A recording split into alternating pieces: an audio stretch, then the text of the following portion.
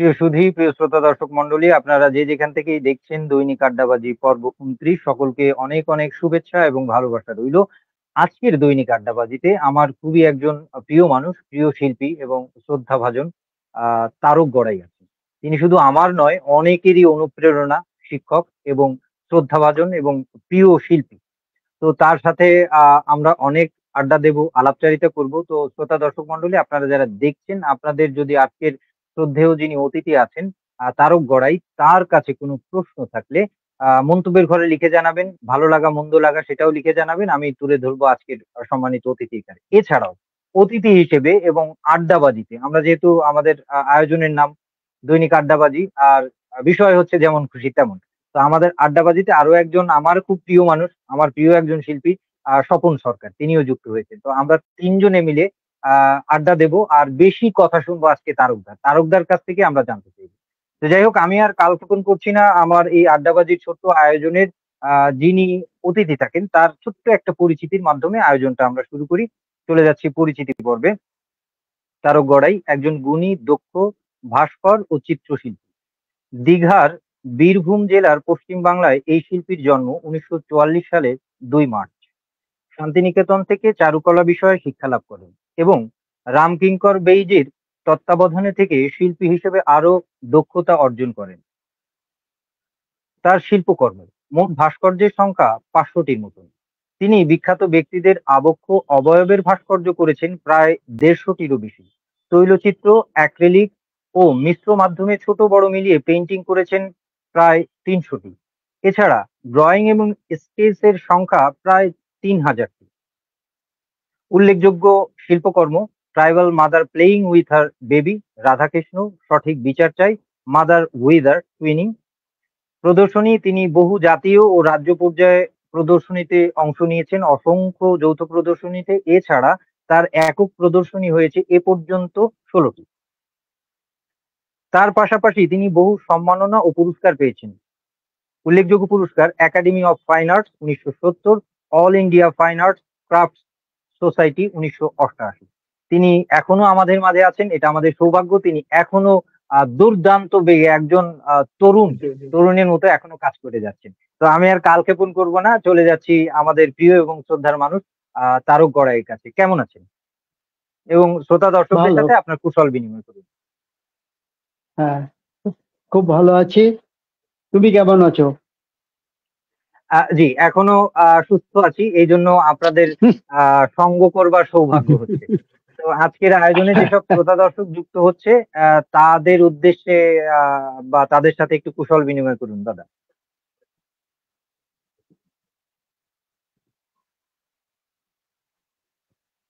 হুম, আমাকে শোনা যাচ্ছে? বলো। আচ্ছা, হ্যাঁ, স্বপন দা, আমি স্বপন শুনতে দা, পাচ্ছি। আপনি একটু হ্যাঁ, শ্রোতা দর্শকদের সাথে আপনার কুশল একটু বিনিময় করুন, শুভেচ্ছা বক্তব্য দিন।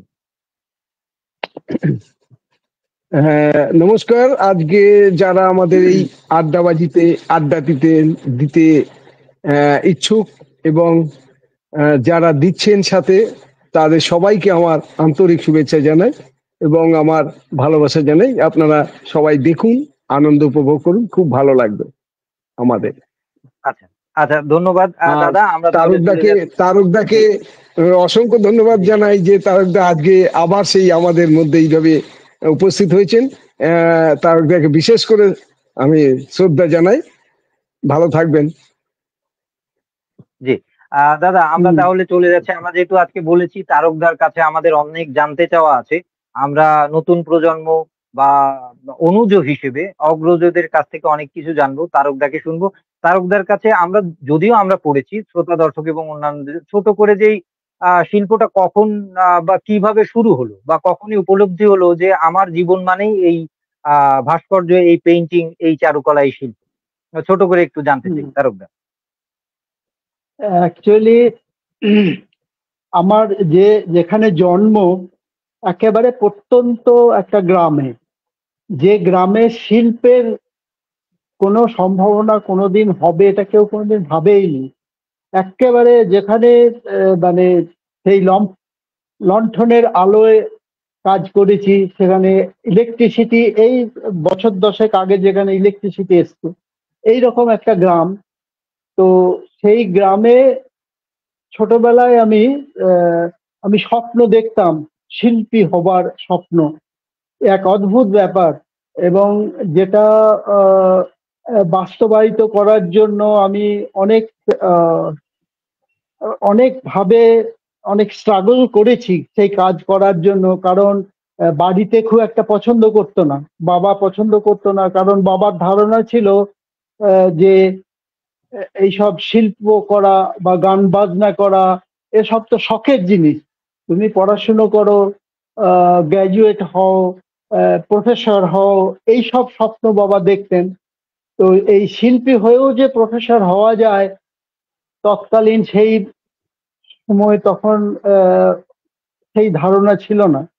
তো জি শিল্পটা যে বা গান বাজনা নিয়েও যে একটা আহ, অনেক কিছু করা যায় এবং অনেক আহ, আহ, মানে উঁচুতে ওঠা যায়, সেই ধারণাটা কিন্তু ছিল না।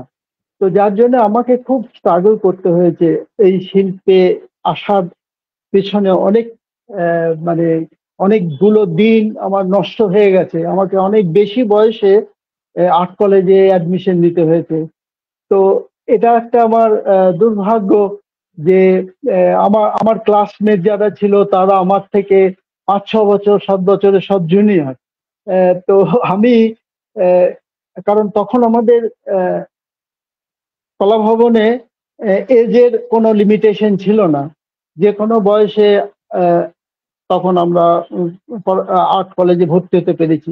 এখন যেমন সেই সমস্ত রেস্ট্রিকশন হয়ে গেছে। তো এই হলো ব্যাপার। তো ওখানে জি আমি, হ্যাঁ, বলো আর কি জানতে চাও? জি জি এভাবে পথ চলাটা তো মোটামুটি শুরু হলো। শুরু হ্যাঁ, হবার পরে এখনো তো চলছে। এখন আমি চলে যেতে চাই স্বপনদার কাছে। স্বপনদা আজকে প্রথমে আজকের দাদার কাছে, তারকদার কাছে কি জানতে চান? তারকদাকে আমার প্রথমে একটা কোয়েশ্চেন ছোট, সেটা হচ্ছে আহ, এই যে আমরা শিল্পীকে ভাগ করে দেখি, উনি ভাস্কর্য শিল্পী, উনি চিত্রশিল্পী, এটা কেন? শিল্পীর কোনো ভাগ হয়? এটা যদি একটু বিস্তারিত বলেন তো ভালো লাগবে। না, শিল্পীর কোনো এরকম ভাগ হয় না। যেটা তুমি বলছো যে চিত্রশিল্পী বা ভাস্কর্য শিল্পী, সেগুলো তো আহ, আলাদা একটা ডেফিনেশন। শিল্পী শিল্পী। তো শিল্পী যখন শিল্পী তার হ্যাঁ, যখন তার স্পেসিফিক যখন তাকে ভাগ করা কাজ হয় করবে। সেইভাবে, যে অনেকে আছে যারা শুধু ভাস্কর্যই করেছে, সে সে, ছবি আঁকেনি। আহ, আমি যেমন আহ, আমি ভাস্কর্য ছাড়াও ছবি এঁকেছি। ভাস্কর্যে যারা ভাস্কর্য ভাস্কর্য যারা করে, অনেকে আছে যারা একটা মাধ্যমেই কাজ করেছে, এবং এর সংখ্যা 90%।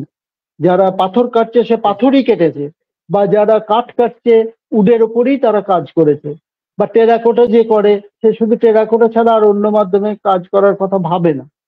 তো এইটা একটা ভাস্কর্যের ব্যাপার আছে। আর পেন্টিং এর ব্যাপারে সাধারণত যারা পেন্টিং করছে তারা অনেকেই আছে যারা অ্যাক্রিলিকে করে, অয়েলে করে এবং ওয়াটার কালার করে, বিভিন্ন মাধ্যমে কাজ করে। অনেকে মিক্সড মিডিয়াতেও কাজ করছে। তো এখন এইভাবে আহ, মানে কাউকে আলাদা করা যায় না।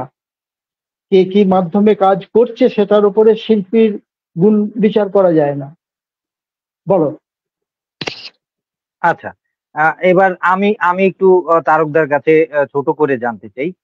আরো একটা ব্যাপার আসবে তো আস্তে আস্তে, এক এক করে অনেক জানতে চাওয়া আছে আপনার কাছে, জানি না কতদূর কুলোতে পারবো আমরা।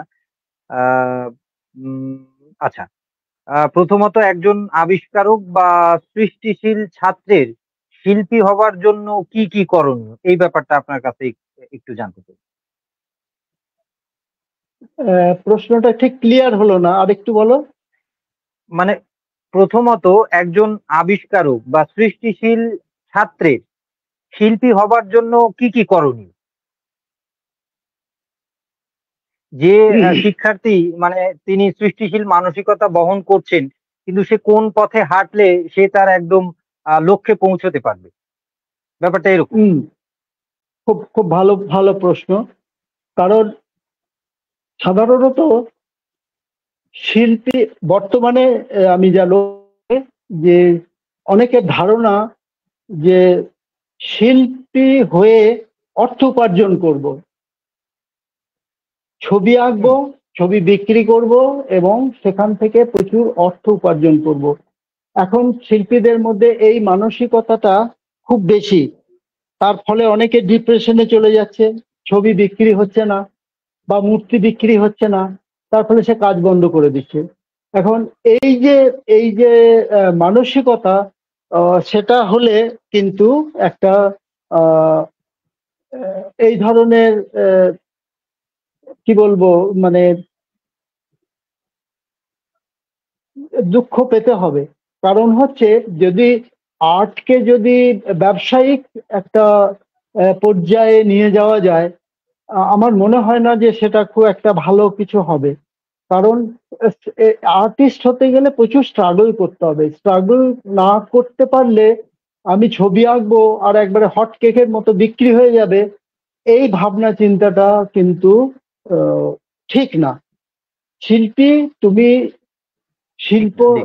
করো এবং শিল্পের মাধ্যমে বেঁচে থাকার যে একটা, এবং সেটা হবে, তুমি তার জন্য অপেক্ষা করতে হবে, স্ট্রাগল করতে হবে।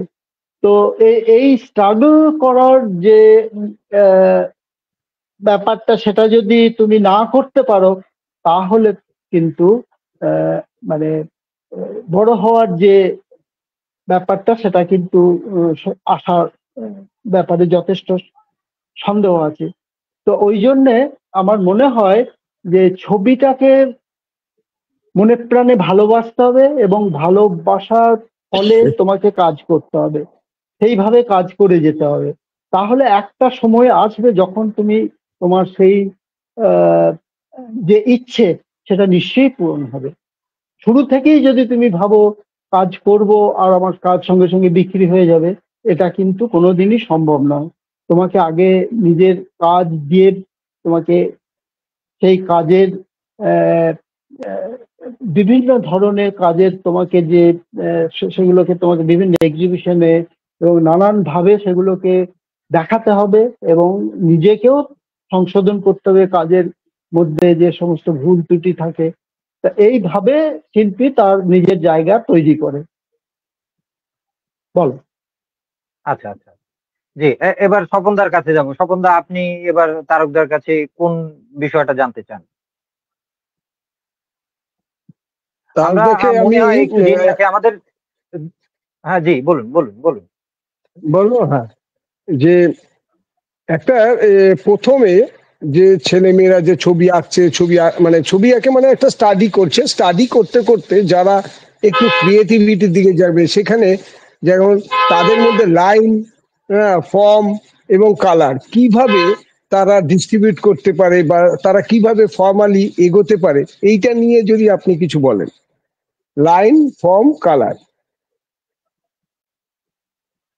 আমি প্রশ্নটা ঠিক ক্লিয়ার হলো না, আরেকবার বলো। না, বলছি আহ, যেমন প্রথমে তো ছেলেমেয়েরা স্টাডি করে, স্টাডি করতে করতে তারা যখন একটু সার্চিং মুভমেন্ট করে, তারা ফর্মালি কিছু করার চেষ্টা করে, যেমন লাইন দিয়ে একটা ফর্ম ক্রিয়েটার, কোন ফর্ম কি কালার ডেভেলপ মানে কালার করতে পারে, সেইটা নিয়ে যদি আপনি একটু কিছু বলেন যে কিভাবে ভেতরে ভেতরে লাইনটা তৈরি হয় বা ফর্মটা তৈরি হয়, সেই ব্যাপারে যদি আপনার, যেমন এই যে আপনি বললেন যে আমি এইভাবে দীর্ঘদিন কাজ করতে করতে একটা ফর্ম নিজেকে ডেভেলপ করেছি, এইটা কিভাবে আর আপকামিং ছেলে মেয়েদের মধ্যে গ্রো হয়, সেইটাকে যদি কিভাবে হতে পারে সেটা একটু যদি বলে। না, এটা তো ঠিক বলা যাবে না। কারণ শিল্পী আচ্ছা, তার নিজস্ব স্বাধীন, সে স্বাধীন, সে স্বাধীনভাবে স্বাধীন। যেভাবে সে কালার অ্যাপ্লিকেশন তার সম্পূর্ণ নিজস্ব ব্যক্তিগত ব্যাপার, সে যেভাবে ব্যক্তিগত ভালো ব্যাপার। মনে করবে সেইভাবে কাজ করবে। সে লাইন্স দিয়েও করতে পারে, অনেকে অনেকে আছে যারা শুধু লাইন্স দিয়েই সুন্দর ছবি তৈরি করছে। তো এটা এটা একেবারেই ব্যক্তিগত। এখানে কোনো ব্যক্তিগত হ্যাঁ, এটা এখানে কিছু আহ, মানে বেঁধে দেওয়া যায় না যে এইভাবে করলেই ভালো হবে, বা সেটা একেবারেই মানে যুক্তিযুক্ত নয়। সম্পূর্ণ শিল্পীর ব্যক্তিগত ব্যাপার, সে কিভাবে সেটাকে দাঁড় করাবে এবং আহ, যারা দর্শক তারা কিভাবে অ্যাপ্রিসিয়েট করছে সেটা বড় কথা। সেটার উপরেই শিল্পী তার কাজের যে তো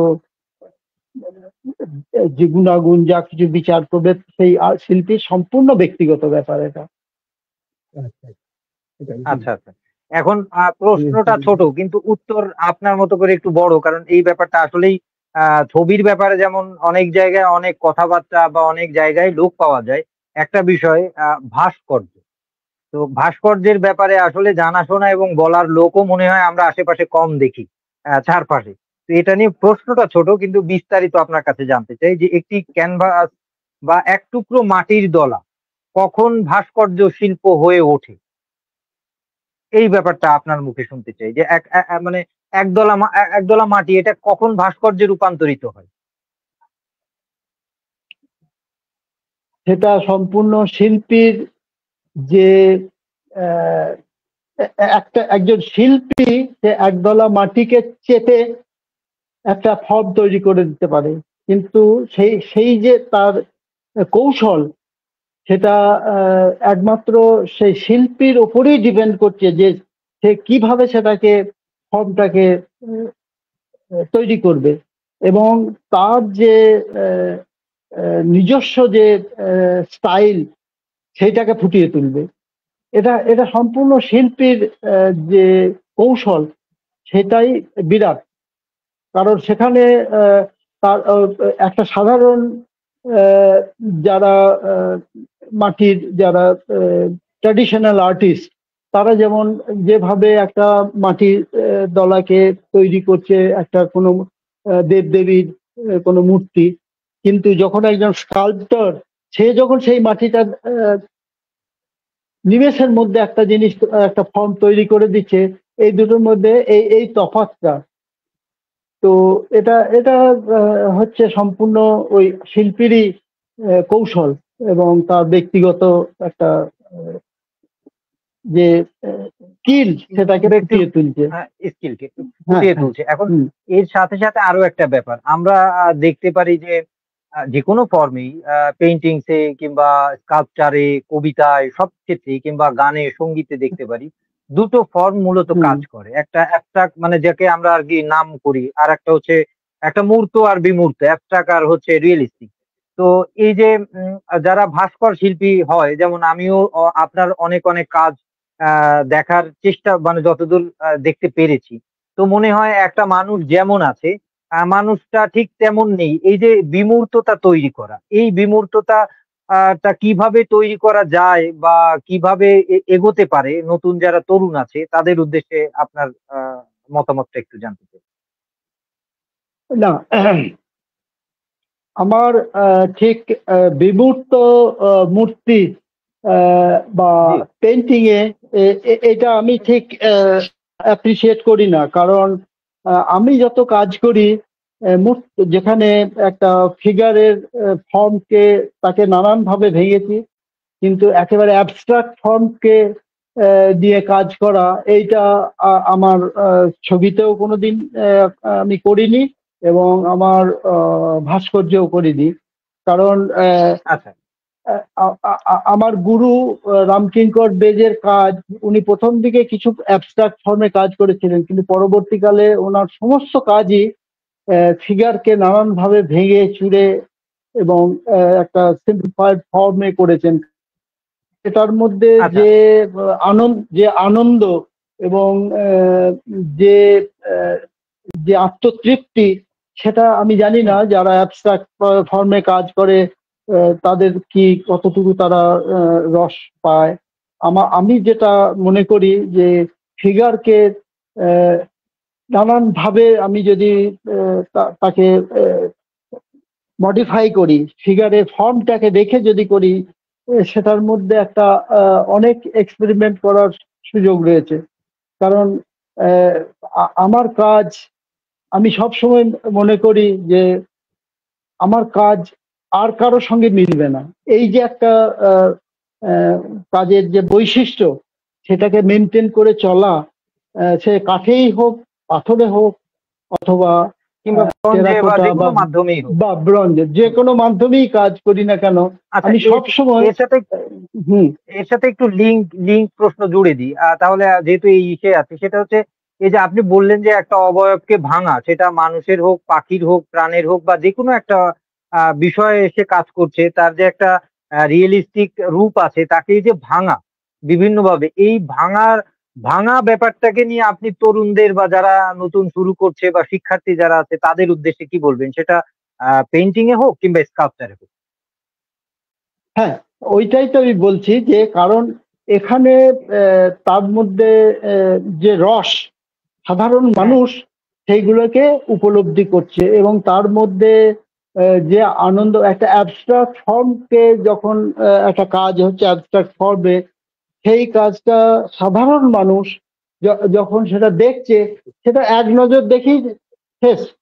কিন্তু যখন সেটা একটা ফিগারেটিভ কাজ হচ্ছে, ফিগারেটিভ কাজকে নানান ভাবে ভেঙে যখন সে কাজটাকে দাঁড় করাচ্ছে, তার মধ্যে ইন জেনারেল পাবলিক, যারা এটাকে দেখছে, তারা কিন্তু অনেক বেশি আনন্দ পাচ্ছে, এবং তারা নানান ভাবে সেটাকে দেখে সেটাকে যে খুঁজে বের করছে।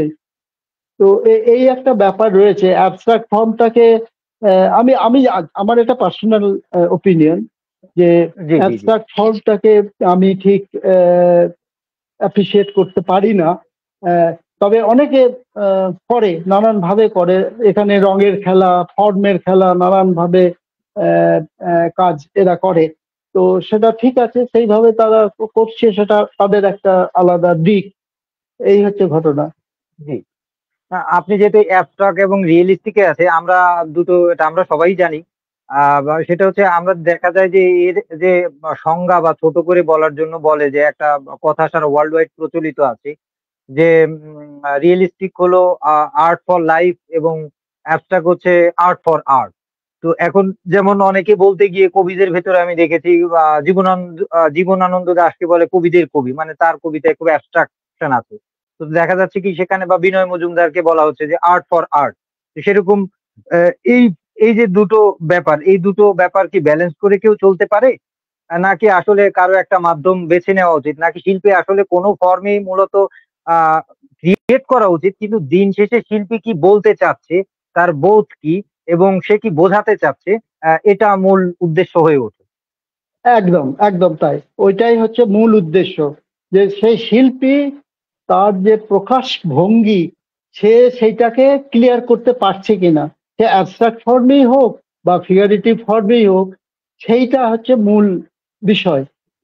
আমি জি আমার যে বক্তব্য, সেটা ফিগারের মাধ্যমে যদি আমি ক্লিয়ার করতে না পারি, তাহলে সে কাজটা সার্থক হচ্ছে না।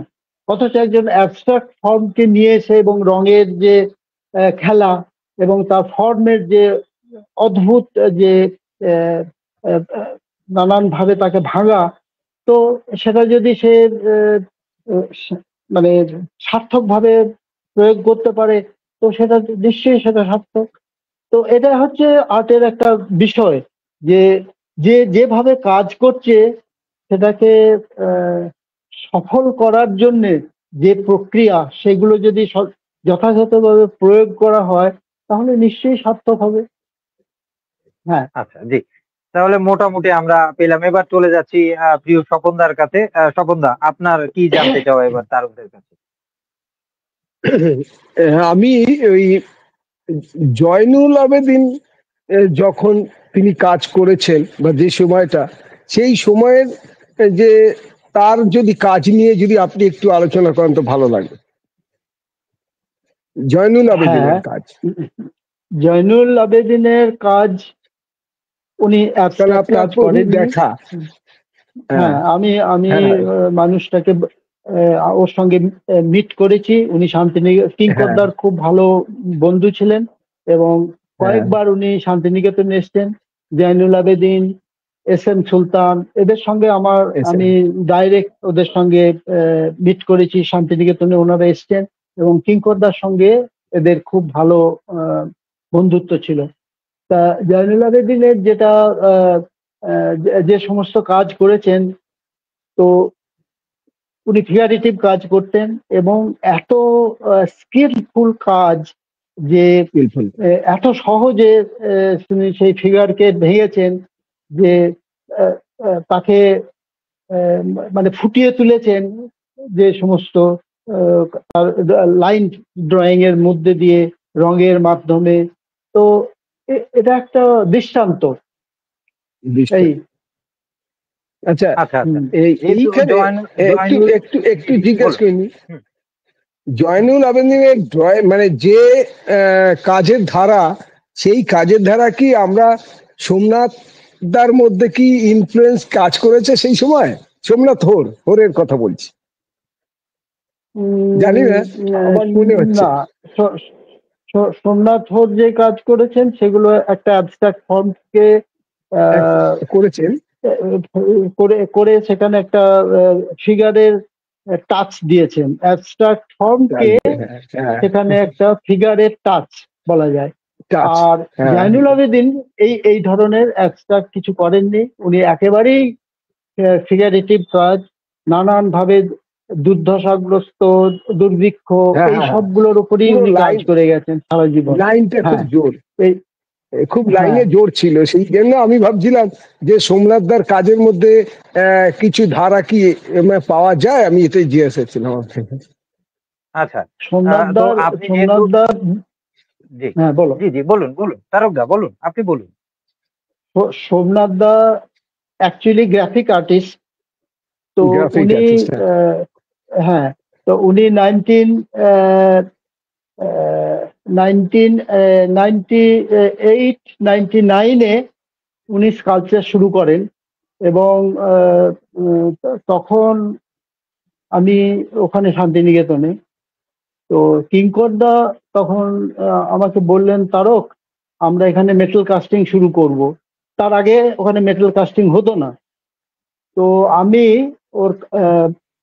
ওখান থেকে শান্তিনিকেতনের কাছে দরিয়াপুর বলে একটা জায়গা আছে, সেখানে ডোকরা কাস্টিং এর উপর কাজ করে, ওখানে একটা গ্রাম আছে। তো আমি সেখান থেকে হারু বলে একজনকে তুলে নিয়ে এলাম, কিঙ্করদার সঙ্গে আলাপ করালাম, এবং সেই হারু ওই ডোকরা মাধ্যমে তখন কাজ শুরু করলো ওখানে শান্তিনিকেতনে। আর সেই সময় সোমনাথদা এই কাজ দেখে এতটাই ইমপ্রেস, এবং উনি আমাকে তখন উনি আমাকে বললেন, তারক আমি কি এই ধরনের কাজ করতে পারি? তা আমি বললাম, কেন পারবেন না? বললো, তাহলে তুমি একটু বলো আমি কিভাবে করব। তো আমি 3টে ওয়্যাক্স শিট, 1.5 ফুট বাই 1.5 ফুটের শিট, ওয়্যাক্সকে গালিয়ে একটা শিট বানিয়ে দিলাম। এরকম 3খানা শিট বানিয়ে আমি সোমনাথদাকে দিলাম যে আপনি এটাকে করুন, যা ইচ্ছা করুন। তো সেই প্রথম উনি বাড়িতে নিয়ে গিয়ে দুমড়ে মুচড়ে ফিগারকে একেবারে মডিফাই করে উনি 4খানা কাজ করে নিয়ে এলেন। ছোট ছোট কাজ, ওই 10 ইঞ্চি 1 ফুট এরকম সাইজের কাজ, 4খানা কাজ ওই 3টে শিট থেকে করে আমাকে এনে দেখালেন এবং বললেন, দেখো তো হয়েছে? তা আমি বললাম, দারুণ হয়েছে, তো একটা অদ্ভুত ব্যাপার। বলে, ঠিক আছে, এটা কাস্টিং করা যাবে তো? আমি বললাম, হ্যাঁ আমি করে দেবো কাস্টিং। তা সেই কাস্টিং করার পর উনি এতটাই মানে খুশি এবং এত বেশি ইমপ্রেস, তো উনি তখন বললেন যে আমি গ্রাফিক্স ছেড়ে দেবো, আমি আর গ্রাফিক্সে কাজ করবো না, আমি এক্ষুনি চাকরি ছেড়ে দেবো, আমি এই স্কাল্পচার করবো। এবং সত্যি সত্যি তাই হলো, উনি রেজিগনেশন দিয়ে দিলেন এবং শুরু করলেন। তা আমি বললাম হারুকে যে তুমি সোমনাথদার বাড়িতে গিয়ে, তুমি যখন তোমার ডিউটি আওয়ার শেষ হবে তারপরে তুমি সোমনাথদার বাড়িতে গিয়ে কাজ করবে, কিছুটা হেল্প করবে। তো এই হচ্ছে সোমনাথদার শুরু, এবং তারপর উনি কাজ শুরু করলেন এবং তারপরে তো তোমরা দেখেছো তার কাজ, অসংখ্য কাজ করে গেছেন, হ্যাঁ, শেষ বয়সে। হ্যাঁ, তো এই হচ্ছে সোমনাথদার। আহ, তবে সব জি কাজই উনি আমি ফিগারেটিভ করেছেন। ঠিক হ্যাঁ, আছে। কোনো অ্যাবস্ট্রাক্ট, হ্যাঁ, অ্যাবস্ট্রাক্ট কাজ উনি করেননি। নানান ভাবে দুমড়ে মুচড়ে করেছেন, যত কাজ সবই ফিগারেটিভ কাজ। হ্যাঁ, ফিগারেটিভ কাজ, বলো। কিন্তু একটু ওই লাইনেই জি কাজটা করেছে বেশিরভাগ, লাইন ফাইন দিয়ে কাজটা। হ্যাঁ। জি জি হ্যাঁ, একটু জি লাইনের আমরা মধ্যে কাজটা করেছেন। হুম হুম। হ্যাঁ, বলো আহ, তানজির, বলো। এবার হচ্ছে স্বপন দা যেহেতু জানতে চাইলো একজন মানে আমাদের অগ্রজ এবং অনেকেরই প্রিয় শ্রদ্ধেয় জয়নুল আবেদিনের কথা, আমি একটু তার সাথে জুড়ে দিতে চাই। তারক দাও একটু টাচ করে গিয়েছেন। এস এম সুলতান জয়নুল আবেদিন রাম হ্যাঁ, দিলবরের কাছে তখন যেতেন, দেখা হয়েছে। তো আমি যেটা আমি যতদূর জেনেছি এবং দেখেছি, তারকদার চমৎকার চমৎকার কিছু কাজও আছে এস এম সুলতানকে নিয়ে। তো এই যে এস এম সুলতানকে নিয়ে হঠাৎ কাজটা কেন করলেন বা কেন উপলব্ধি হলো, বা এস এম সুলতান নিয়েই বা তার আহ, আহ, শিল্পকর্ম নিয়েই বা আপনার মতামত বা ভালো লাগা মন্দ লাগাটা একটু জানতে চাই। খুব ভালো একটা তুমি প্রশ্ন করেছো, যে হঠাৎ আমি এস এম সুলতানকে নিয়ে কাজ কেন করতে শুরু করলাম। সেটা হচ্ছে যে তখন লকডাউনের সময়, আমি ছেলেটির নাম ভুলে যাচ্ছি, এস এম সুলতানের ছাত্র, সে একদিন আমাকে, সে আমার ফেসবুক ফ্রেন্ড, আমি তার নামটা এই মুহূর্তে মনে করতে পারছি না। তো আমাকে একদিন বলল যে স্যার, আপনি একটা এস এম সুলতানের পোর্ট্রেট করে দেবেন, ওনার জন্মবার্ষিকীতে আমরা ওটাকে আহ, মালা পরাবো বা তাকে শ্রদ্ধা জ্ঞাপন করব। শ্রদ্ধাঞ্জলি দিব। তো জি জি হ্যাঁ, শ্রদ্ধাঞ্জলি দেবে। তো আমি বললাম, বাহ, খুব ভালো বলেছো, ঠিক আছে, আমি করব। কেন জানি না এই মানুষটাকে আমি এত রেসপেক্ট করতাম, যে মানুষটা আহ, অর্থের বিনিময়ে শিল্প সে করেনি। উনি এত স্ট্রাগল করেছেন জীবনে, এবং তার জীবনী পড়ে যখন আমি জানলাম, এবং ওনার সঙ্গে দু তিনবার আমি মিট করেছি, উনি শান্তিনিকেতনে এসেছেন, কিঙ্করদার খুব ভালো বন্ধু ছিলেন। এবং শান্তিনিকেতনে এলেই উনি আমার কাজ দেখতে চাইতেন, এবং আমার কাজ দেখে উনি খুব মানে প্রশংসা করতেন, যে দেখো তুমি একদিন খুব বড় শিল্পী হবে। তখন আমি স্টুডেন্ট। তো এনাকে আমি তখন ঠিক করলাম, আমি ওনাকে নিয়ে কিছু কাজ করব। তো আমি ওনাকে নিয়ে প্রায় 50-এর বেশি পেন্টিংস করলাম, পোর্ট্রেট করলাম, এবং অসংখ্য ড্রয়িংস করেছি। একটা খুব বড় পেন্টিং করলাম, উনি যখন সেই বাচ্চাদের নিয়ে যে নৌকো করে উনি আহ, নৌকে আহ, নৌকোতে করে বাচ্চাদের নিয়ে ঘুরতে বেড়াতে যেতেন এবং পিকনিক করতেন, এবং সেখানে তার মধ্যে সেখানে বাচ্চাদেরকে দেখাতেন যে ন্যাচারাল সিনারি। তো এর ওপরে আমি একটা পেন্টিং করলাম, খুব বড় সাইজের পেন্টিং, প্রায় 7 ফুট বাই 5 ফুট এরকম সাইজের একটা ক্যানভাসে আমি একটা পেন্টিং করলাম। তো সেখানে আমি দেখিয়েছি যে ওটা দোতলা একটা নৌকার উপরে দোতলা বাড়ির একটা পেন্টিং, এবং সেখানে সব জি কয়েকশো বাচ্চা সেখানে এস এম সুলতান তাদেরকে ওই সিঁড়ি বেয়ে উঠছে বাচ্চারা, তা উনি সেই বাচ্চাদের হেল্প করছেন উঠে উপরে যেতে। তো এইরকম একটা আহ, চিন্তা ভাবনা নিয়ে কাজটা করেছিলাম। তো আমার খুব ভালো লেগেছে সেই কাজটা। তো এই এই এই শুধু কাজ না, কারণ ওনার জীবনে যেভাবে উনি স্ট্রাগল করেছেন, এবং এত এত সুযোগ উনি আহ, পেয়েছিলেন, কিন্তু সেগুলো উনি সদ্ব্যবহার করেননি। উনি শুধু কাজই করে গেছেন, এবং শিশুদের জন্য প্রচুর সময় ব্যয় করেছেন, তাদেরকে শিক্ষা দেওয়া, এবং আর একেবারে অত্যন্ত চাষিদের নিয়ে সমস্ত কাজ করেছেন, অসাধারণ সব পেন্টিং। তো আমি সত্যিই মানে এই মানুষটাকে এত রেসপেক্ট করেছি, করি এখনো। তো এই হচ্ছে আমার একটা তো নড়াইল জি, থেকে ওরা খুব মোটামুটি অনুপ্রেরণার হ্যাঁ তা- তাকে নিয়ে কাজ হ্যাঁ করার হ্যাঁ হ্যাঁ অনুপ্রেরণার জায়গাটা আমরা হ্যাঁ জানলাম। এখন হ্যাঁ হ্যাঁ তার কাজের হ্যাঁ ব্যাপারে একটু আপনার অনুভূতি বা আপনার মতামতটা একটু জানতে চাই যে, যেমন তিনিও তো একটা ফর্ম, আপনি এই যে আমরা ফর্ম নিয়ে এতক্ষণ আলাপ হলো, স্বপনদা বললেন, আপনি আপনার হুম কাছে আমরাও হুম শুনছি হুম ব্যাপারটা। তার এই যে মানুষকে পেশিবহুল মানুষ, তার ফার্স্ট হ্যাঁ প্লান্টেশন সহ যেসব ছবিগুলো, ধান কাটা, মাছ মারা, যেসব ছবিগুলো আর কি দেখতে পারি, এই যে পেশিবহুল মানুষ, হুম তার এই যে ফর্মটা, এটা যে শুধু আমাদের বাংলাদেশ, ভারত উপমহাদেশ না, ইন্টারন্যাশনালি যে তার একটা পরিচিতি তৈরি করে ফেললো, এই ফর্মটা হ্যাঁ নিয়ে বা হ্যাঁ এটা নিয়ে আপনার কি আলাপ বা মতামত? হ্যাঁ এটা হচ্ছে কারণ চাষি উনি দুর্বল কোনো চাষিকে উনি ভাবে কখনো ছবির মধ্যে রাখেননি। মানে চাষবাস করতে গেলে যে আহ, শক্তি মাসেলস দরকার, যে স্ট্রেংথ দরকার, সেইটা দেখাবার জন্য উনি সবসময় মাসেল হৃষ্টপুষ্ট এবং আহ, আহ, আহ, মানুষকে উনি সবসময় দেখিয়েছেন। এবং সমস্ত আর এত সহজে সেই সমস্ত মানুষগুলোকে প্রডিউস করেছেন যে দেখলেই মনে হয় যেন একটা চাষি কি কি কঠোর পরিশ্রম করে সে সমস্ত চাষবাস করছে। এইটা উনি সবসময় সেই চাষিদেরকে দেখিয়েছেন। অসংখ্য ছবি উনি করেছেন।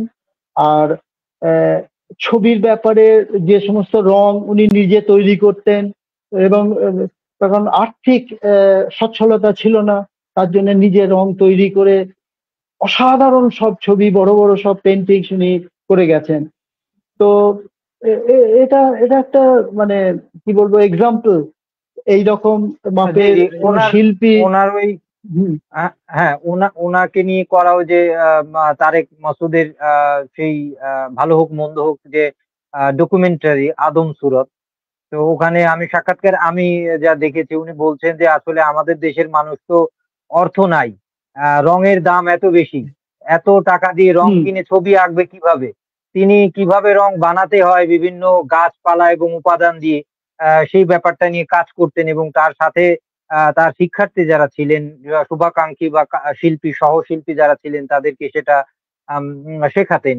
তারপরে দেখেছি উনি কি বলে, উনি নিজে ক্যানভাসের বদলে চটকে গাবের কষে ভিজিয়ে এই যে ব্যাপারটা, হ্যাঁ মানে দেশীয় তার এই যে চিন্তা ভাবনা, মানে একটা অন্যরকম ভালো লাগার জায়গা। আমার খুবই প্রিয় একজন এবং শ্রদ্ধার শিল্পী।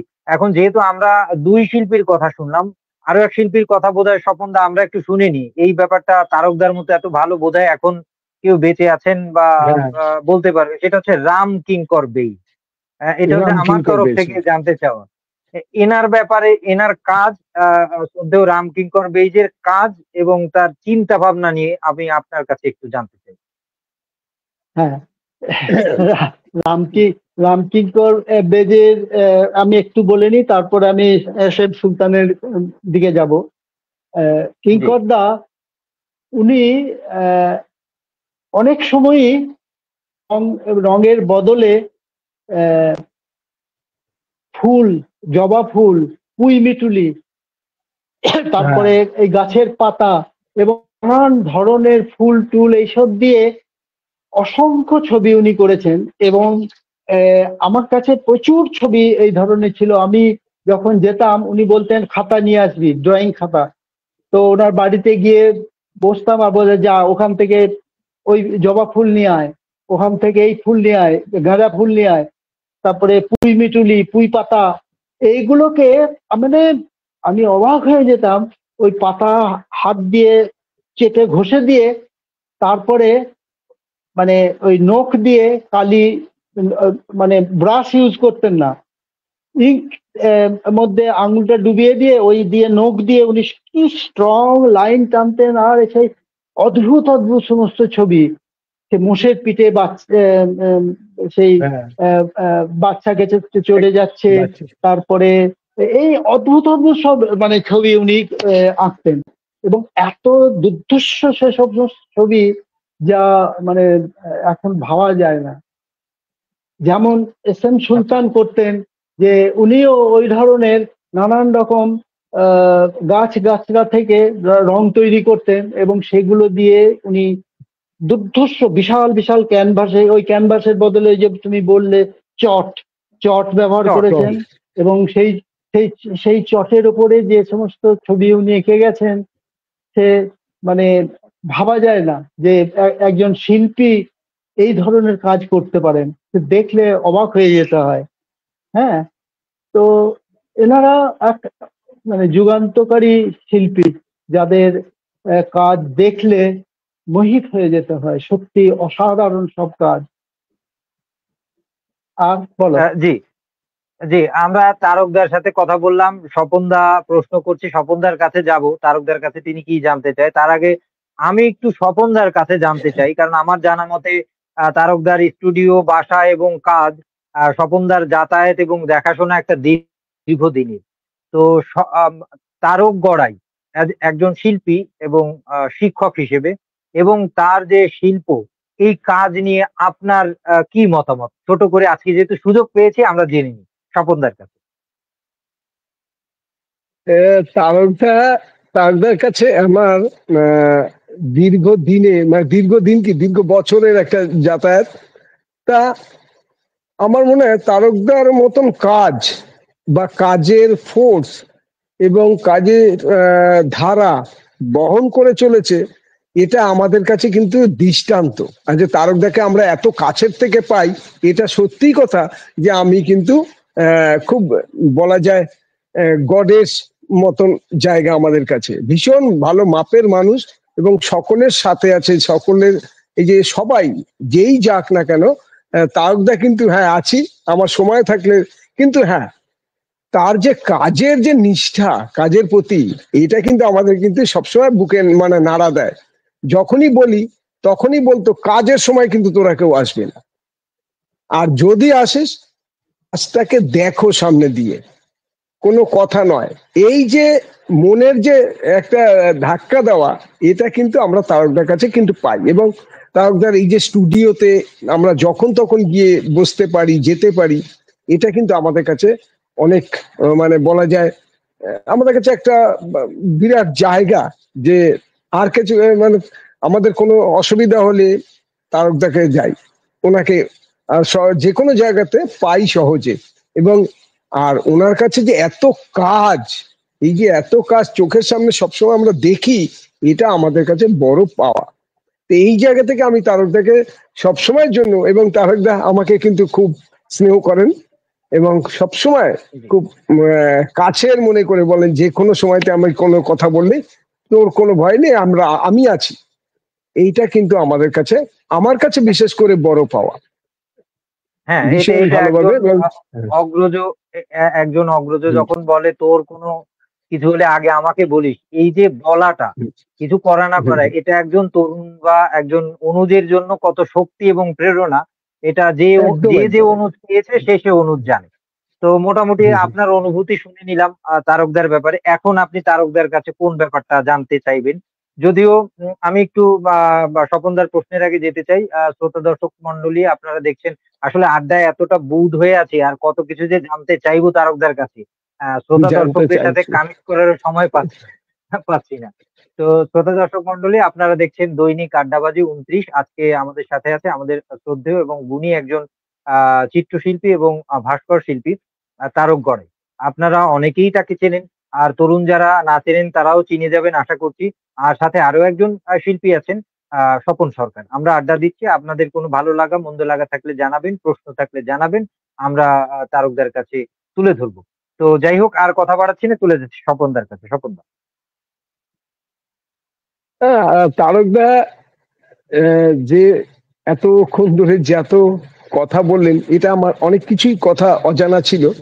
তা তারকদা, যদি ওই যে আপনি একটা কাজ নিয়ে কথা বলছিলেন রামকিঙ্করের, যে এই যে একটা অসমাপ্ত কাজকে আপনি সেই যে কাজ নিয়ে সেদিন বিশ্লেষণ করছিলেন, ওইটা আমার একটুখানি যা মানে লাস্ট দিকে আমি শুনতে পাইনি। ওই জায়গাটা যদি একটু বলেন, ওইটা ওই মানে কাজের সম্পর্কে যদি একটু বলেন ভালো লাগবে। ওটা হয়তো অনেকেই জানে না। হ্যাঁ, খুব ভালো একটা টপিক তুমি মনে করিয়ে দিলে, কারণ হুম। আমার গুরুর শেষ কাজ যেটা শেষ কাজ। আমি যখন ফার্স্ট ইয়ারে তখন ওই কাজটা শুরু করেন, এবং উনি আমরা কয়েকজন ছিলাম যারা অনেকে এখন আর জীবিত নেই, যেমন নেই। বলবীর সিং কার, অনেক সিনিয়র হ্যাঁ। আর্টিস্ট স্কাল্পটর, তারপরে চন্দ্রবিনোদ হুম। পান্ডে, অতুল বড়ুয়া, হ্যাঁ, তো একটি মেয়ে ছিল ত্রিপুরার, মণিমালা। তো আমরা সব কিঙ্করদাকে হেল্প করেছিলাম, মানে রড বেন্ড করা, তারপরে সেই রডের মধ্যে উনি যেভাবে বলেছিলেন নারকেল দড়ি দিয়ে পেঁচিয়ে পেঁচিয়ে সমস্ত ইয়েটাকে করা। ওটা একটা গ্লোব, ওয়ার্ল্ড, পৃথিবী, সেটাকে দুদিক থেকে দুটো হিউম্যান ফিগার বেন্ড হয়ে পিঠের ওপরে সেই গ্লোবটা আছে, ওই ওই ফর্মটাকে উনি আহ, করতে চেয়েছিলেন, এবং ওটাকে করে আমরা সমস্ত আহ, আহ, ওই ছবিটা দেখাতে পারলে খুব ভালো হতো, কিন্তু সেটা তো ভালো হতো। এখন সম্ভব নয়। তো ওটা ওটা এত ভালো কাজ যে আহ, ওটা ওইভাবে করার পর সব হাতের মুঠোয় করে ওই সিমেন্ট কাকড় সব মেশানো, ওইগুলোকে সব জমিয়ে জমিয়ে বিল্ট আপ করা হচ্ছিল। তো করার পরে একটা সময় এলো যখন হঠাৎ করে উনি স্টপ করে দিলেন, বললেন দাঁড়া দাঁড়া দাঁড়া দাঁড়া, কাজটা আমাকে আরেকটু ভাবতে দে, তারপরে আবার করব। তো যখন উনি ভাবতে শুরু করলেন, তারপরে অসুস্থ হলেন, তার মাঝে আর একটা কাজের অর্ডার পেলেন গান্ধী, সেই গান্ধী মূর্তি নিয়ে ব্যস্ত হয়ে পড়লেন। তো এইসব করতে করতে ওই কাজটা আর এগোলো না। আমি অনেকবার কিঙ্করদাকে বলেছি, কিঙ্করদা বলুন ওটাকে করবো, আরো কাজটা বলে দাঁড়া দাঁড়া দাঁড়া আর একটু ভাবি। তো সেই কাজটা আমি ওখান থেকে বেরিয়ে আসার পর আমার ছেলেও ওখান থেকে পাস আউট হয়েছে। তো আমি তখন যেতাম মাঝে মাঝে শান্তিনিকেতন, এখন আর যাওয়া হয় না। তো তখন গিয়ে দেখি সে কাজটা বাইরে কিঙ্করদা স্টুডিও থেকে বাইরে বের করে রাখা আছে, এবং ওটা বৃষ্টিতে আস্তে আস্তে সমস্ত ওই সিমেন্ট গুলো খসে পড়ছে। তো খসে পড়ে যাচ্ছে, ভেঙে, মানে ভগ্ন দশা। তো আমি তখন, যে ভাইস চ্যান্সেলর ছিল, তাকে আমি রিকোয়েস্ট করেছিলাম যে আপনারা কি জানেন এরকম একটা কাজ, তাকে কিঙ্করদার শেষ কাজ, যে কাজ মানে এত বড় একজন শিল্পীর ইনকমপ্লিট একটা শেষ কাজ, সেটা যে কি মূল্যবান সেটা বোধহয় আপনারা জানেন না। এই কাজটা এখানে ধ্বংস হচ্ছে। তো বলে ও তাই নাকি? তো এই উনি তারপরে ওখানে ওদেরকে অর্ডার দিলেন যে কাজটাকে ইমিডিয়েট স্টুডিওর ভেতরে রাখা হোক। স্টুডিওর ভেতরে রাখা হলো, কিন্তু সেই স্টুডিওর ভেতরে ওইভাবেই সেটা পড়ে রইলো। আমি কিছুদিন আগে সেটা গিয়েছিলাম, গিয়ে দেখি ওর উপরে জুতো চটি সব রাখা হয়েছে, ছাতা। আমি তখন ওই স্টুডেন্টদের বললাম, এই তোমরা এগুলো এখানে রেখেছো কেন? দাঁত বের করে হাসছে, বলে জানো এটা কার কাজ? না তো। আমি বললাম এটা রামকিঙ্কর বেজের কাজ, এক্ষুনি সরাও সব। তো ওগুলো সরালো, এবং আমি তখন সেই সময় যিনি ভাইস চ্যান্সেলর ছিলেন, আমি তাকে বললাম যে এই যে রামকিঙ্কর বেজের কাজটা এইভাবে ধ্বংস হয়ে যাচ্ছে, কিন্তু আপনারা কোনো রকম তার কোনো চেষ্টা নিচ্ছেন না, কাজটাকে সংরক্ষণ করার কোনো ব্যবস্থা করছেন না। কিভাবে সংরক্ষণ করা হবে? আমি বললাম এটা মেটালে ট্রান্সফার করতে হবে, ব্রোঞ্জে করলেই তখন জিনিসটা থেকে যাবে। তো আপনারা যদি অনুমতি দেন, আমি কাজটাকে, কারণ কারো ক্ষমতা নেই এই কাজটাকে ব্রোঞ্জে ট্রান্সফার করার, কারণ আমি যেহেতু দীর্ঘদিন ধরে ব্রোঞ্জ নিয়ে কাজ করছি, এবং আমি এটাকে করব, এবং এটা মেটালে ট্রান্সফার করব। তো আপনারা যদি শুধু সেই অনুমতিটুকু দেন, আমি কাজটা নিয়ে গিয়ে এটাকে এবং একটা কাস্ট করে আপনাদের এখানে দেবো, যেটা মিউজিয়ামে আপনারা রেখে দিতে পারবেন। ও আচ্ছা আচ্ছা, দেখছি দেখছি। আজ অব্দি আমি কোনো সদুত্তর পেলাম না তাদের থেকে, এবং কাজটা ধ্বংসর ধ্বংসের পথে এসছে, শেষ অবস্থা চলে এসছে। এই তো কথা, এইটাই। জি জি জি। আ- আসলে ঘটনা। আরেকটু আছে জি জি সেটা জি। হচ্ছে যখন এই সুযোগটা পেলাম সেই হিসাবে তারকদাকে আরেকটু জিজ্ঞেস করব যে তারকদার সাথে এই যে কিঙ্করদার লাস্ট চলে যাওয়াটা কিভাবে তাকে আপনাকে কিভাবে মানে এ করেছিল, সেই জায়গাটা যদি, কারণ সবাই তো এটা জানে না, আমি সেটা শুনেছিলাম কারণ সেটা বড়, আমারই তখন মনে হচ্ছে বেদনাদায়ক, সেটা বড়, তবু একটু শুনলে সেটা ভালো লাগবে। খুবই দুঃখের বিষয়। হ্যাঁ কিঙ্করদা আমাকে আমাকে একেবারে মানে ছেলের মতো স্নেহ করতেন। সেটা একটু পিছিয়ে যাচ্ছে, একটু আগে বলছি। হ্যাঁ বলুন, কারণ কারণ সবাই এটার জানে একটা না। একটা কারণ কি জানে না, কারণ আমি সামার ভ্যাকেশনে আহ ওখানে থাকতাম, 2 মাস ছুটি থাকতো সামার ভ্যাকেশনে। তখন স্টুডিও গুলো ফাঁকা পেতাম, ওই জন্য আমি ওখানে থেকে কাজ করতাম, অসংখ্য কাজ করেছি। তো সেই সময় আহ, আহ, এইরকমই একটা সামার ভ্যাকেশনে আমি বাড়ি যাই। কারণ বাবার তখন শরীর খুব খারাপ। বাবা আমাকে আহ, চিঠি পাঠালো যে তুই এবারে সামার ভ্যাকেশনে বাড়ি চলে আয়, আমার শরীরটা ভালো যাচ্ছে না। তো আমি বাড়ি গেলাম, বাড়ি গিয়ে দেখলাম বাবা খুব অসুস্থ। তো আমি সেখানে আছি, এর মধ্যে কিঙ্করদা হঠাৎ অসুস্থ হয়ে পড়লেন এবং হসপিটালাইজ করতে হয়েছে। তো যখন হসপিটালে উনি শুয়ে আছেন, তখন সবাই দেখতে এসছে কিঙ্করদাকে। তো কিঙ্করদা সেখানে শুয়ে শুয়ে শুধু তাকাচ্ছেন।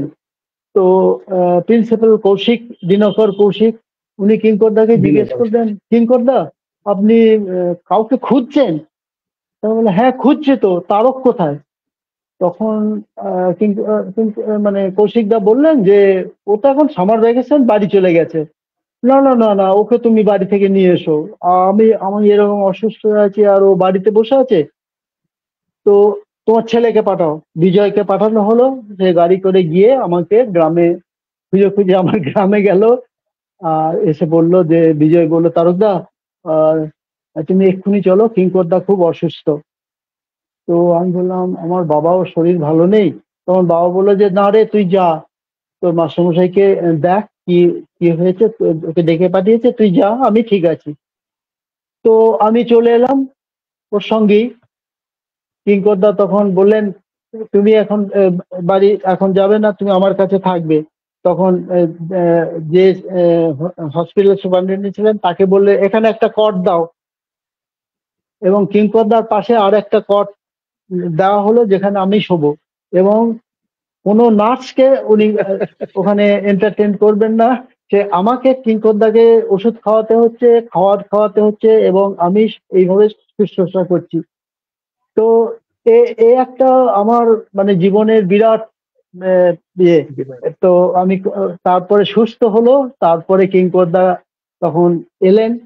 আর এর মধ্যে যে দুর্ঘটনাটা ঘটে গেল, এই সময়ই বাবা মারা গেল। তো এই খবরটা কিঙ্করদা খুব শক। এবং উনি আমি তখন এত কষ্ট পেয়েছিলাম। আর কিঙ্করদা আমাকে সেই বুকের মধ্যে জড়িয়ে ধরে বলছেন, তুই কাঁদছিস কেন, আমি তো আছি। এটা যে কত বড় একটা শান্তি। সরি, না, এক সেকেন্ড। হ্যাঁ একটু পানি পানি খেয়ে নিন। জি জি। আমি পাকে শ্রোতা দর্শক আপনাদেরকে আবারও শুভেচ্ছা।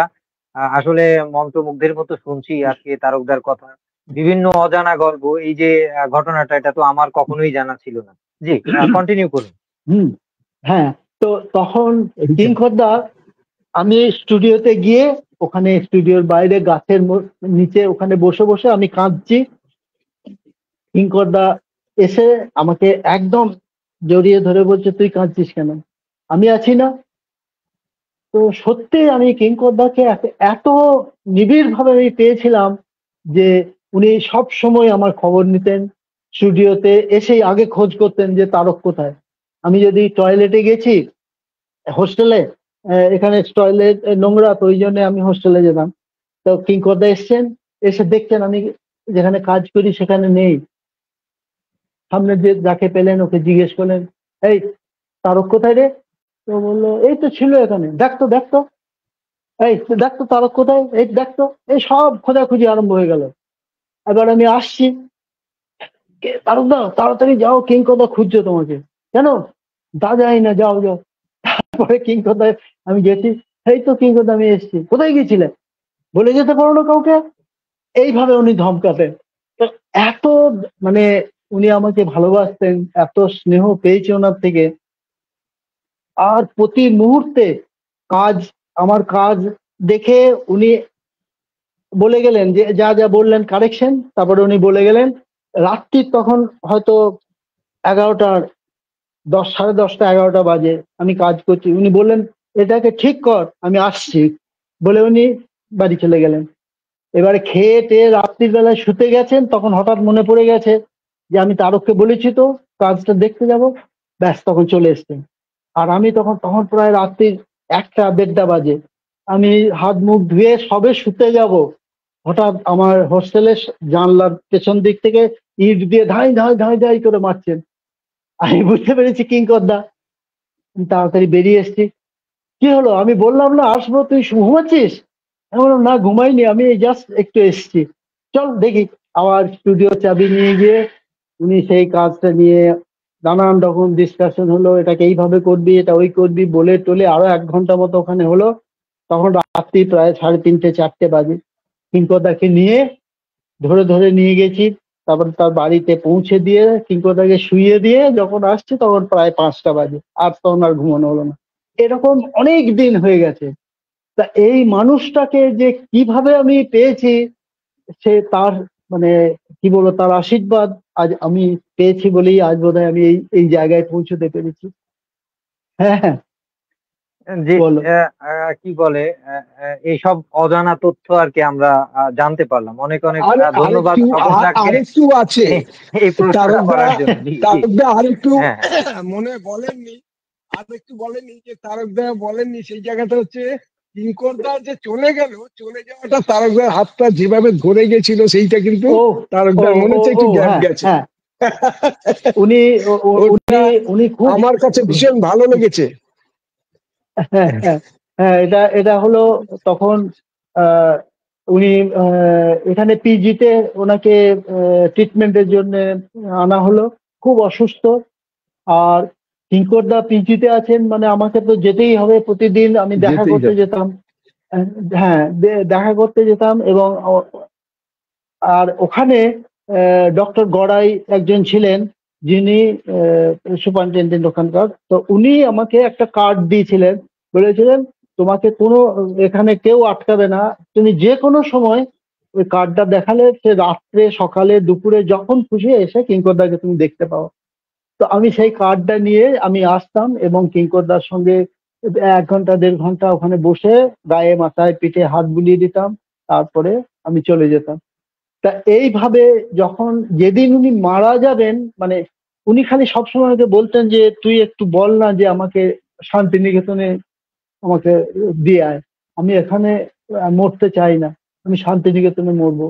আমি অনেক চেষ্টা করেছিলাম, ওখানকার ভাইস চ্যান্সেলরের সঙ্গে যোগাযোগ করেছিলাম যে উনি তো বাঁচবেন না, কেন ওনাকে এখানে এভাবে রাখা হচ্ছে। তো ডাক্তাররা বললো যে না, আমরা এই পারমিশন দিতে পারি, কারণ উনি ওনাকে এখান থেকে ওঠালেই উনি মারা যাবেন এবং সেটা একটা বিরাট ক্ষতি হয়ে যাবে। ওই জন্য ওনাকে ওখানেই, এবং যেদিন উনি মারা যাবেন শেষ যেদিন, সেদিন আমি গিয়ে প্রায় 3 ঘন্টা আমি ওনার সঙ্গে বসে গায়ে মাথায় হাত বুলিয়ে দিচ্ছি। এবং একটা সময় হলো যখন উনি আমার হাতটা ধরে স্থির হয়ে আমার দিকে তাকিয়ে আছেন এবং চোখ দিয়ে জল গড়িয়ে পড়ছে। অলরেডি উনি এক্সপায়ার করে গেছেন এর মধ্যে। এবং আমি হাতটা ছাড়াবার চেষ্টা করছি, তখন এত চেপে ধরে আছেন সে হাত আমি কিছুতেই খুলতে পারছি না। তারপরে একটা নার্সকে ডাকলাম, ও এসে হাতটা জোর করে চেপে খুলে তারপরে আমি হাতটা ছাড়া পেলাম। এবং সে দৃশ্য আমার আজও মনে পড়ে যে যখন সেটাই। এই যে একটা দৃশ্য, মারা যাওয়ার মুহূর্তটা, উনি উনি বুঝতে পারছেন যে উনি আর বাঁচবেন না এবং স্থির দৃষ্টিতে আমার দিকে তাকিয়ে আছেন আর হাতটা ধরে আছেন। মানে এ একটা চরম মানে সে স্বপন বোধহয় একটা ওটাই পরম পাওয়া, বলতে চাইছে। হ্যাঁ একটা হ্যাঁ, এটা পরম ঠিক পাওয়া। কথাই। ওনার এইটা আশীর্বাদ একদিকে আমি পাওয়া, হ্যাঁ আবার একদিকে এ- একদিকে কি বলে, এই যে শেষ মুহূর্তটা হ্যাঁ মানে উপলব্ধি করা, এবং সেটা গুরুজন কিংবা আপনজন কেউ হলে, প্রাণের প্রিয় কোনো মানুষ হলে, সে সময় আমার মনে হয় যে মানুষ হয়তো অনুভূতি শূন্য হয়ে যায় তখন। তখন সে কি অনুভূতি কষ্ট শূন্য। পাবে, একদম তাই, একদম হাসবে, না কি করবে, ঠিক। আসলে সে বুঝতে পারে না। হা হয়ে যায়, না অবাক না, হয়ে যায়। হ্যাঁ হ্যাঁ হ্যাঁ, যাকে এই এই এই এই কাহিনীটা এই বা এই এই ঘটনাটা জায়গাটা, যতটা বেদনা বিধুর, যতটা আনন্দের, যে গুরু তার হাত ধরে আছে শেষ মুহূর্ত পর্যন্ত, যতটা আনন্দের ব্যাপার, আবার ততটাই বেদনাময় ব্যাপারটা আমার বেদনা। হ্যাঁ মনে হলো আর কি। একেবারে। তো হুম, আর একটু, যেহেতু আমরা একটু স্মরণ করিয়ে দিতে চাই, আমরা বলেছিলাম 1 ঘন্টা সর্বোচ্চ করব, আমরা 1 ঘন্টা পার করে ফেলেছি। তো অফলাইনে আমি জানি যে এই হ্যাঁ আড্ডা আমাদের আরো অনেক জানতে চাওয়া আছে, সময়ের কারণে হয়তো অত কিছু আমরা জানতে পারবো না, তবে একটা ইম্পর্ট্যান্ট টপিক আমার মনে হলো, এটা আমাদের মানে কোনো প্রশ্নে বা স্ক্রিপ্টেড ছিল না। সেটা হচ্ছে ব্যাক স্টুডিওতে এসে স্বপনদা একটা কথা জিজ্ঞাসা করলেন তারকদাকে, আমার মনে হলো যে তারকদার মুখে আমরা এটা রেখে দিই কথাগুলো, হয়তো হ্যাঁ পরবর্তীতে নতুন কেউ শুনবেন। এই যে আমরা বিভিন্ন ইজম দেখতে পারি, পেইন্টিং, ভাস্কর্য, কবিতা, যে ধরনের সুরিয়ালিজম, ইমপ্রেশনিজম, গোথিজম, দাদা বললেন কিউবিজম, এই যে ইজমের ব্যবহার, তো এটা বা, তারকদার ব্যাপারে শুনতে চাই, এবং শেষমেশ কোন ইজমটা আপনার মনে হলো যে এইটাই শেষ, এরপরে আর নতুন কোন ইজম ক্রিয়েট হয়নি, এবং ভবিষ্যতে বা বর্তমানেও নতুন কোন ইজম কি ক্রিয়েট হতে পারে কিনা, আপনার দৃষ্টিতে একটু জানতে চাই ব্যাপারটা। এখন এই যে ইজমটা হচ্ছে একটা আর্টিস্ট শিল্পীদেরই একটা ক্রিয়েশন। তারা যখন যে কাজের উপরে তারা যখন সেই কাজগুলো করছে, একটা একটা বিশেষ বিশেষ ধরনের কাজ যখন হচ্ছে, সেইটাতেই একটা ইজম তৈরি হচ্ছে। এটাই হলো ব্যাপার, যে কাজটা, যে সুরিয়ালিজম, এই যে জি, সুরিয়ালিজম, সেটা হচ্ছে যে কাজের যখন একটা রিয়েলিস্টিক কাজকে যখন ভাঙা হচ্ছে, সেটাকে সেই ফর্মটাকে একটা মডার্নাইজ করে যখন তাকে আহ, সেই রূপ দেওয়া হচ্ছে, এটাকেই ডিজাইন বলছে। হুম, তো জি। ওই ওই হলো আর কি, ওইভাবেই এক একটা বিভিন্ন কাজের উপরে নানান ধরনের এক্সপেরিমেন্ট করা হয়, এবং সেইটার উপরে এই রিজন এক্সপেরিমেন্ট তৈরি থেকেই হচ্ছে, বোধহয় এক একটা ইজম বেরিয়ে আসে। রিজন জি, জি, তৈরি জি। হয়। তাহলে একদম একদম তাই জি, জি। তাই। হুম, একদমই ব্যাপারটা তাই। আমরা আর কি মোটামুটি বুঝতে পারলাম। আর যেহেতু হ্যাঁ, আমরা একদম শেষ দিকে, দাদার কাছে আজকে শেষ ছোট করে জানতে চাই, তরুণ যারা ছবি আঁকছে কিংবা শিক্ষার্থী আছে, তাদের উদ্দেশ্যে আপনি ছোট করে কি পরামর্শ, সব মিলিয়ে আপনি কি পরামর্শ দিতে চান? আমি আমার জীবনে যেটা আহ, আমি উপলব্ধি করেছি, যে যে কাজ তোমরা করছো, সেই কাজ নিয়ে যারা ক্রেতা, তাদের পেছন পেছন না ছুটে তুমি যদি কাজগুলোকে সংরক্ষণ করো, তাহলে আমার মনে হয় তোমার নিজের ব্যক্তিত্বটা ঠিক থাকবে, তোমার কাজের মূল্যায়নটা অনেক বেশি হবে। জীবনে আমি যেটা করিনি, আমি সকলকে তাই বলি, যে তুমি কাজ করো, বিক্রির কথা ভেবো না। তোমার কাজ যে আমার, আমি যখন কাজ শুরু করলাম, মানে এর এর আগে আমি ইন্টেরিয়র ডেকোরেশনের কাজ করতাম, এবং আমার, আমরা যখন ললিত কলা একাডেমি ওখানে শুরু হলো, ললিত কলা একাডেমি ওদের রিজিওনাল সেন্টার শুরু করলো 1984-এ। আমি প্রায় 10 বছর ধরে শুধু ছুটে বেরিয়েছি, কোথায় কাজ করব, কাজ করার জায়গা নেই। আমি যে ফ্ল্যাটে আছি সেখানে স্কাল্পচার করা যায় না, পেন্টিং করা যায়, অসংখ্য পেন্টিং করেছি, কিন্তু স্কাল্পচার করতে পারছি না। যখন, আর তার সঙ্গে সঙ্গে ইন্টেরিয়ারে কাজ করতাম, এবং বড় বড় company, Indian oil, Calorex India, Peerless, এইসব বড় বড় কোম্পানির ওইসব কাজ হতো। তো আমি শুধু সকালে একটা ভিজিট করতাম, 200-250 কার্পেন্টার মিস্ত্রি সব ওরা কাজ করতো, আর লোক রেখেছিলাম, ওরাই সব দেখাশুনো করতো। তো আমি শুধু বাড়িতে এসে ছবি আঁকতাম। এবার যখন আমি 84-এ জানতে পারলাম যে ললিতকলা একাডেমি রিজিওনাল সেন্টার করেছে, আর্টিস্টদের ওখানে কাজ করবার জায়গা দিচ্ছে, গিয়ে দেখছিলাম দেবীপ্রসাদ রায়চৌধুরী স্টুডিওটা ললিতকলা টেক আপ করেছে। হ্যাঁ, আমি গিয়ে তখন পরিতোষ সেন এবং আরেকজন অমিতাভ ব্যানার্জি, ওদের দুজনের উপর দায়িত্ব। আমি বললাম আমি এখানে কাজ করবো। বলে বাহ, খুব ভালো হয়েছে। ওরা আমাকে চিনতো, বলো তুমি তো, তোমার তো ইন্টেরিয়ারের লোকজন আছে এখানে, তাহলে সব ফার্নিচার যে লাগবে, টেবিল ফেবিল সব তুমি তাহলে বানিয়ে দাও। আমি বললাম ঠিক আছে, আমি বানিয়ে দেবো। এই যখন আমি এসছি তখন আমার হাতে 1,56,00,000 টাকার একটা টেন্ডার, ইন্ডিয়ান অয়েলের একটা টেন্ডার আমার হাতে। আমি সেই টেন্ডার রিটার্ন করে, মানে 84 সালে 1,56,00,000 টাকা, মানে তার কত গুণ এখন ইয়ে হতে পারে। সেই টেন্ডার কিন্তু আমি আর এক কাজ করলাম না, আমি সমস্ত রিটার্ন করে দিলাম ওদের কোম্পানিকে, যে আমি আর কাজ করব না। বলে আপনার মাথা খারাপ হয়ে গেছে, আপনি কি বলছেন? আমি বললাম না, আমি এখন কাজ শুরু করব, আমার নিজের কাজ করব। এবং তারপর থেকে সমস্ত কার্পেন্টার লেবার যত ছিল প্রায় 200 জন, 1 মাসের সব অগ্রিম মাইনে দিয়ে ওদেরকে সব আউট করে দিলাম, দিয়ে আমি শুরু করলাম কাজ। এই ললিতকলায় প্রথম আমি কাজ শুরু করি এবং সেই কাজটা শুরু করলাম, এবং তারপর থেকে ওখানে আমি প্রায় 10 বছর কাজ করেছি। তারপরে নিজের স্টুডিও করে আমি এখানে চলে এসেছি।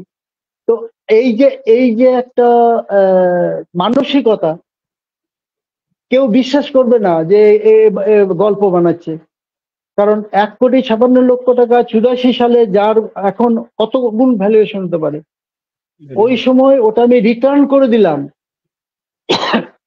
কাজের জন্য পাচ্ছে না কাজ, আর আমি কাজ পেয়েছে কাজ ছেড়ে দিলাম, দিয়ে আমি আসল কাজে নেমে গেলাম।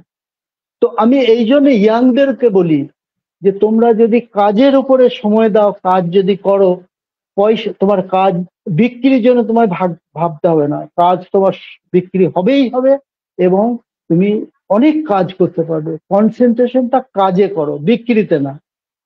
কারণ আজকে আমার কাছে, যেটা শেষ করছি আমি এটা বলে, আজকে আমার কাছে প্রায় 300 কোটি টাকার বেশি কাজ আমার কাছে মজুদ, যে কাজগুলো আমি সংরক্ষণ করেছি। আমি চাই এগুলো একটা জায়গা থাক। National gallery of modern art ওরা কাজ নিতে চেয়েছে, আমি এখনো সেগুলো আর্কাইভ তৈরি হচ্ছে, এবং আরো একটা জায়গা আছে যারা ইন্টারেস্টেড, সে হলো কিরণ নাদার মিউজিয়াম, ভারতবর্ষের বৃহত্তম মিউজিয়াম, ওরাও ইন্টারেস্টেড। তো আমি এখন সেগুলো চিন্তা ভাবনা করছি, কি করব, কোথায় দেব। এই হচ্ছে ঘটনা। আজকে এখানে শেষ করছি, তোমরা আর কিছু প্রশ্ন থাকলে বলো। জি, প্রশ্ন অনেক আছে, স্বপনদারও আছে, আমারও আছে, কিন্তু সময়ের আমরা যেহেতু ভার্চুয়ালি একটা আড্ডা দিচ্ছি মোটামুটি একটু গুছিয়ে, তো সময়ের দিকেও তাকাতে হয়। অফলাইনে হলে দেখা যেত যে তারকদা যতক্ষণ বলতে পারবে আমরা ততক্ষণই শুনতাম, তাতে যদি গোটা একটা রাত যেত তো রাত শুনতাম। তো হ্যাঁ, তো যাই হোক, যেহেতু একদম অনুষ্ঠানের শেষ পর্যায়ে, আমি আর কথা তেমন বাড়াবো না। আর স্বপনদা, আপনি যদি কিছু বলতে চান অনুষ্ঠানের একদম শেষ পর্যায়ে। না না, ব্যাপারটা হচ্ছে আজকে সত্যি খুব ভালো লাগছে যে তারকদাকে আমরা তো অনেক সময় পাই। আমি যেমন বহুবার 3 ঘন্টা 4 ঘন্টা আড্ডা মেরেছি, এবং তারকদা কিন্তু সাবলীল ভাবে আমাদের সাথে সময় দেয়, এইটা আমাদের কিন্তু খুব ভালো লাগে। যে কিন্তু আজকে তো এরম একটা অনুষ্ঠানে যে তারকদাকে আমরা কাছে থেকে পেয়েছি, এবং প্রচুর অনেক অজানা তথ্য জানতে পারা গেল। এটা আমার যেমন এই যে বিভিন্ন রকম কাজের গ্রোথ বা কাজকে কিভাবে ডেভেলপমেন্ট করতে হবে, বা এইটা আমরা শুনে কিন্তু আজকে আমাদের কাছে ভীষণ আমার ভালো লাগছে। এবং আজকে আর মোটামুটি তো বেশ ঠিকই আছে, ভালো লাগছে। আর বেশি প্রশ্ন করা মনে হয় আর উচিত হবে না, আমার মনে হয়। না না না, আমরা যেহেতু শেষে একদম, আর আমরা আমি একটা ছোট্ট কথা বলে শেষ করছি। সেটা হলো বলুন। স্বপনের ব্যাপারে আমি যেটা বলতে চাই যে ও কিন্তু ইয়াংদের জন্য প্রচুর পরিশ্রম করে। ওর আমি ওকে লক্ষ্য করেছি, সচরাচর সবাই তো নিজের ধান্দায় ঘোরে বেশিরভাগই। তো এই ছেলেটাকে আমি লক্ষ্য করেছি, ও কিন্তু সমস্ত ইয়াংদেরকে একসঙ্গে একত্রিত করে এক্সিবিশন করা বা নানান কাজে তাদের সাহায্য করা, ও কিন্তু একা সেই কাজটা করে। ওর অনেক কাজের ক্ষতি করেও কিন্তু এদের জন্য, ইয়াংদের জন্য ও প্রচুর সময় দেয়। এই জন্য আমার ওকে খুব ভালো লাগে। ওকে আমি ওই জন্য খুব স্নেহ করি। স্বপনকে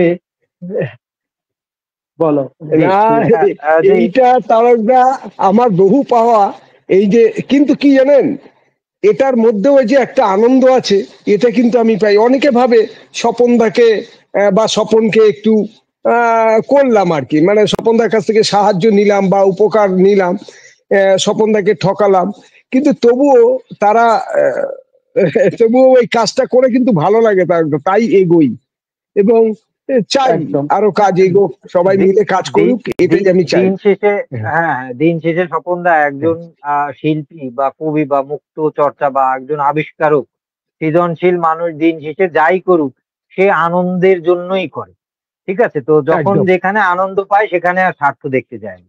তো যাক, আমি হুম আর হুম। কথা বাড়াবো না। শ্রোতা দর্শক, আপনারা যারা দেখছিলেন দৈনিক আড্ডাবাজি পর্ব 29, কিংবা মাঝে মাঝে ঢুক আর মেরে একটু গিয়েছেন কিংবা আর পরবর্তীতে একটু দেখবেন।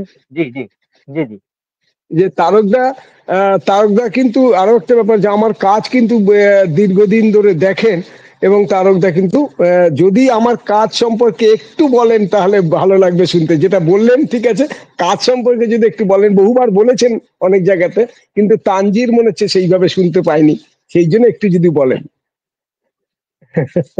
হ্যাঁ, এটা আমার আশা। ঠিকই।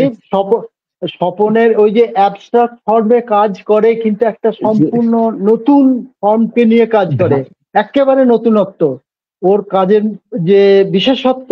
ওই জন্য ওর কাজও আমার খুব ভালো লাগে, কারণ ও আহ, এত সিম্পল ফর্ম এবং রঙের যে টান, এবং যেগুলো আহ, যে কোনো শিল্পীকে আকৃষ্ট করবে।